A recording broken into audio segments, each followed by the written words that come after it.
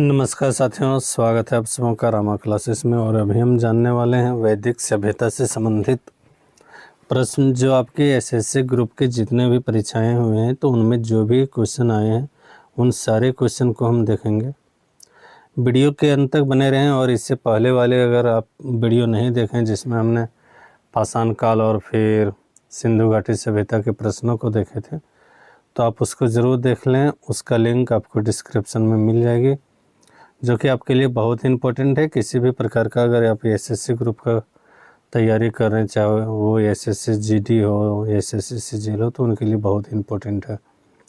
आइए देखते हैं। तो वैदिक सभ्यता से संबंधित आज का पहला प्रश्न, भरत जन के नाम पर इंडिया का नाम भारत रखा गया। तो खाली जगह में इन जन का सर्वप्रथम उल्लेख मिलता है, मतलब भरत जन का सर्वप्रथम उल्लेख कहाँ मिलता है तो याद रखना है ऋग्वेद में मिलता है। कहाँ पर मिलता है? ऋग्वेद में।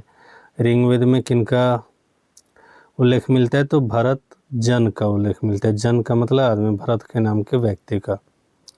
लोह युग को यह नाम इसलिए दिया गया क्योंकि इस समय के दौरान मध्य पूर्व, दक्षिण पूर्व यूरोप में औजारों और हथियारों का मुख्य रूप से खाली जगह की जगह लोहे का प्रयोग होने लगा, इस्तेमाल होने लगा। तो याद रखना है पहले कांसा का इस्तेमाल होता था, उसके जगह पर लोहे का प्रयोग होने लगा। तो खाली जगह पर क्या भराएगा? कांसा। पूरे क्वेश्चन को हम समझ लेते हैं। तो वैदिक सभ्यता को बोला गया लोह युग, और उससे पहले जो सभ्यता था उसको बोला गया था कांस्य युग। तो कांसा के जगह लोहा का प्रयोग होने लगा था वैदिक सभ्यता में। खाली जगह तो दशराज युद्ध, 10 राजाओं के युद्ध का उल्लेख किसमें मिलता है तो याद रखना है ऋग्वेद में मिलता है। ऋग्वेद में क्या मिलता है तो 10 राजाओं से युद्ध का उल्लेख मिलता है। बुरी आत्माओं और बीमारियों से बचने के लिए जादू, तंत्र और मंत्र का संग्रह है। तो जादू, तंत्र, मंत्र का संग्रह है किसमें संग्रह है?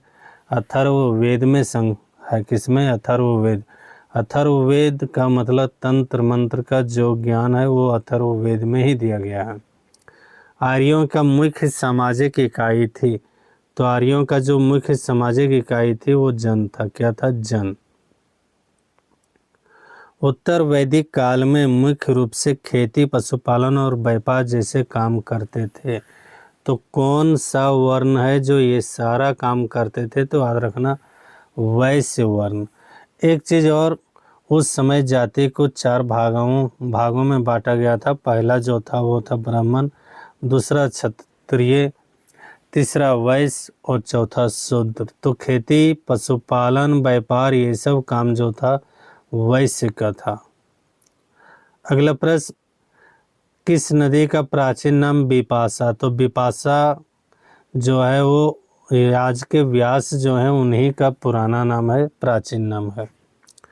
वैदिक आर्य सप्त सिंधु नामक क्षेत्र में रहते थे, जिसका अर्थ है 7 नदियों द्वारा अपवाहित क्षेत्र। 7 नदियों में से एक नदी झेलम है। तो झेलम का प्राचीन नाम पूछ रहा है। झेलम का प्राचीन नाम बीतस्ता। तो सिंधु के क्षेत्र में कुल 7 नदी थे, सप्त सिंधु इसलिए उसको बोला जाता था। आज पंजाब के क्षेत्र में 5 नदी है, तो सिंधु के क्षेत्र में 7 नदी, गंगा और यमुना को भी अगर उसमें जोड़ दिया जाए तो 7 नदी हो जाते, और वही सिंधु सप्त सिंधु के नाम से जाने जाते थे। संगीत से संबंधित कौन से वेद हैं तो याद रखना संगीत से संबंधित हैं हमारे सामवेद। कौन वेद? सामवेद। सबसे पुराना वेद तो सबसे पुराना वेद ऋग्वेद। सबसे पुराना वेद कौन है? ऋग्वेद। पुरुष सूक्त खाली जगह का एक मंत्र संग्रह सूक्त है, किसमें है तो ऋग्वेद में है। वैदिक कालीन चतुराश्रम व्यवस्था के अनुसार पारिवारिक अवधि के लिए खाली जगह गृहस्थ का प्रावधान किया था। तो गृहस्थ का प्रावधान था किसमें? पारिवारिक अवधि के लिए गृहस्थ पद का प्रावधान था। किसमें? वैदिक कालीन सभ्यता में।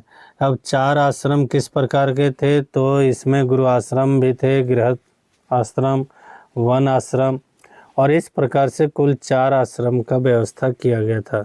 कब? वैदिक कालीन में। और गृहस्थ आश्रम का मतलब पारिवारिक अवधि के लिए ही था। वैद्य कृषि कपिल का संबंध भारतीय दर्शन के किससे, तो सांख्य संप्रदाय से था। ऋग्वेद पुस्तकों में विभाजित है, तो ऋग्वेद पुस्तक कितने मंडल में विभाजित है, तो 10 मंडल में विभाजित है। उपवेद उपवेद ऋग्वेद से संबंधित है, तो ऋग्वेद का उपवेद जो है आयुर्वेद है। कौन है? आयुर्वेद।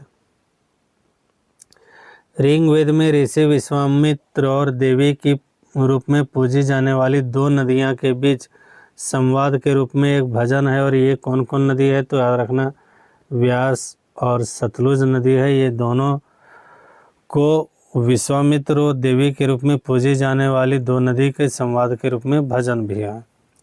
किसमें? ऋग्वेद में। अथर्ववेद खंडों का संग्रह, तो अथर्ववेद में कितने खंड हैं, याद रखना है 20 खंड हैं। रावी नदी का ऋग्वेदिक नाम, तो रावी नदी का ऋग्वेदिक नाम है परुस्नी। क्या नाम है? परुस्नी नाम है। अब साइड में देख सकते हैं कौन से क्वेश्चन कब पूछा गया है, तो सब हम इनमें जो भी क्वेश्चन है सब पूछे हुए क्वेश्चन को ही संकलित किए हुए हैं। अगला क्वेश्चन, वेदांगों के संदर्भ में अनुष्ठान को दर्शाता है, तो कल्प जो है वेदांगों के संदर्भ में अनुष्ठान को दर्शाता है। एक समय पर वैदिक सभ्यता में राजा को गोपति कहते थे, जिसका अर्थ है, गोपति का अर्थ है मवेशियों का स्वामी। गोपति किसे कहा जाता था, तो मवेशियों के स्वामी को गोपति कहा जाता था। भारत में वैदिक सभ्यता किस नदी के किनारे विकसित हुई थी, तो याद रखना है भारत में वैदिक सभ्यता सरस्वती नदी के किनारे विकसित हुई थी। तो अगले क्लास में हम लोग जानेंगे महाजनपद के उदय के बारे में। आप महाजनपद के उदय से संबंधित वीडियो को ज़रूर देखें। धन्यवाद।